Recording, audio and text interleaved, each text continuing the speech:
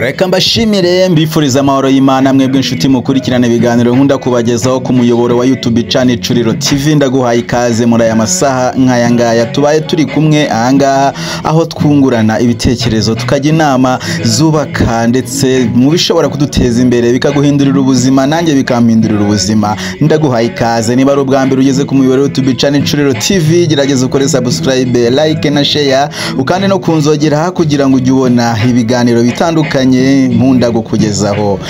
Inkoko z'inkanga cyangwa se ibigagari nk'uko nakunze kubibagezaho kenshi cyane, uyu munsi ushobora kwibonera imishwi, ushobora kwibonera ibigwana ndetse ushobora kubona n'inkuru hano mu bworozi bwacu. Ndakubwiye kandi ko niba utari wazorora, ari inkoko zifite intungamubiri zikomeye cyane ku buzima bw'umuntu mu gihe cyose waba ugize ibihe byo gufungura inyama zazo, ndetse amagi yazo akaba ari mu rwego rwo hejuru cyane mu guhindura imirire mibi y'abantu, ndetse ibigendanye n'abadiabetike, ibigendanye n'abarwara umuvuduko w'amaraso, ibigendanye n'igifu ndetse n'ukuntu umunaniro w'ubwonko, za prostate ndetse n'ibindi, mu gihe ayo magi babaye konsoma ari mabisi. Aya magi rero yizi nkanga afite intungamubiri zidasanzwe ndetse akaba afite anavura by'umwihariko ubuzima bw'umuntu. Inkanga cyangwa se ibigagari ni inkoko zabayeho mu Rwanda kuva kera hose na kare, aho zabonekaga mu misozi miremire ndetse no mu bibaya ahantu hatandukanye hano iwacu.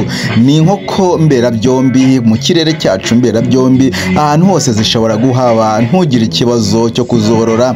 Ni inkoko zitera amagi menshi cyane, uhereye kuri 45 kuzamuka kugera ku magi 100, mu gihe ishobora kuruhuka ibyumweru 2 ikongera igasubukura igatera bitewe n'uko waba uyigaburira. Ni inkoko itagukonsoma ibyo kurya byinshi kubera ko ari inebwe mu kurya. Izo ni mu bwoko bw'inyoni, ntabwo gukonsoma ibyo kurya byinshi habe na gato, ahubwo mu gihe waba ufite ubushobozi bwo kugura ibyo kurya urayigurira, mu gihe utaba ufite nabwo ufite ushobora kuziragira uraziragira cyangwa se ukaziharekurira. Zibasha kugira ubuzima bwiza ndetse no kunezerwa no kwishima kubera ko ziba zitoragura udusimba ndetse zikarisha n'ibyatsi. Ibyo birazikunda cyane kandi bikaba ari byo bituma zikura kandi zikamera neza cyane. Izi nkoko mu bigendanye n'imirwarire ntabwo zikunda kurwaragurika habe namba, ndetse niyo zirwaye zikabasha kubona imiti zihita zikira bwangu. Mu bigendanye no kororoka ndagira nkubwire ko zidakunze kurarira, nubwo bibaho ariko ntizikunze kubikora, ariko binabaho. Hari igihe usanga muzo woroye harimo izavutsemo zirarira.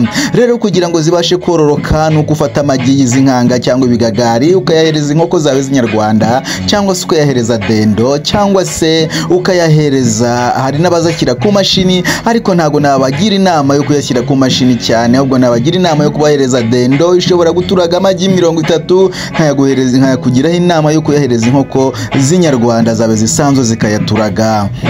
Nuramuka kandi ubikoze uko nguko uyahaye inkoko z'inyarwanda zisanzwe kugira ngo ziyaturage, nyabuneka ibuka gukura mwayi inkoko yose usigazemo ayinkanga gusa, kubera ko nutabikora uko nguko inkoko izaturaga yayo yateye, ayinkanga yihorere. Rero bamaso ukure mwayi inkoko yose, hanyuma uyihereza ayinkanga gusa, izayaturaga hagati y'iminsi 27 ndetse na 28. Uzaba ufite imishwi yuzuye urugo y'inkanga cyangwa se ibigagari, yewe uzaba utangiye gukorakora ku mafaranga, kubera ko igi ry'ikigagari, igi ry'inkanga ubwayo riri hagati y'amafaranga 500 n'igihumbi, ndetse imishwi nayo ikagurika cyane, ibigwana bikagurika ndetse n'inkuru zikagurika. Nukuri zifite isoko hirya no hino, kubera ko henshi uzasanga bafite amakomande yazo udashobora gupfa guhita uzibona muri ako kanya. Ibyo bikugaragariza neza ko zifite isoko hirya no hino mu gihugu, hirya no hino mu Rwanda ndetse n'ahandi. Izi ni inkoko z'ingirakamaro cyane, ni inkoko zifite umusaruro cyane mu buryo bw'inyama, mu buryo bw'uburanga, mu buryo bw'amagi ndetse mu buryo bw'umusaruro wa rusange. Ndakubwira ko izi ari inkoko abantu bafite amahoteli cyangwa ubusitani bwiza cyangwa se utubari bakunze nanone kugura bakazishyira mu busitani zajya zirwa zitemberamo nta kibazo. Izi nkoko nubwo uzibona uko nguko ntago zishobora kuguruka ngo zigende, kubera ko iyo zamenyereye urugo zibaho zihataha kandi zikahamenya. Izi nkoko ntago zigira umuco wo gushurashura, niyo mpamvu ari byiza ko wazorora mu muryango umwe, imiryango 2, imiryango 3, kugira ngo zitabaye ibiharwe. Rero no kuvuga ngo kugira amasake angana n'inkokokazi byaba byiza neza cyane bizakurinda kugira amagi atabanguriye.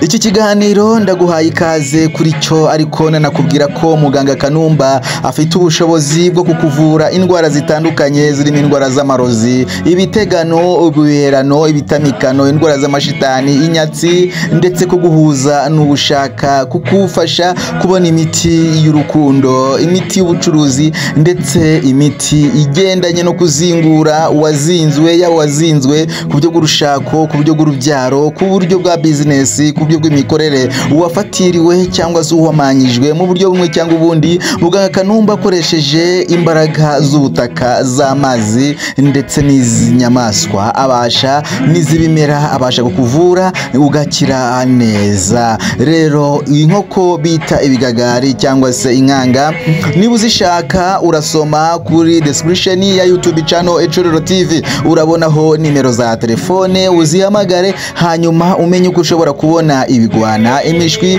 cyangwa se inkanga nkuru.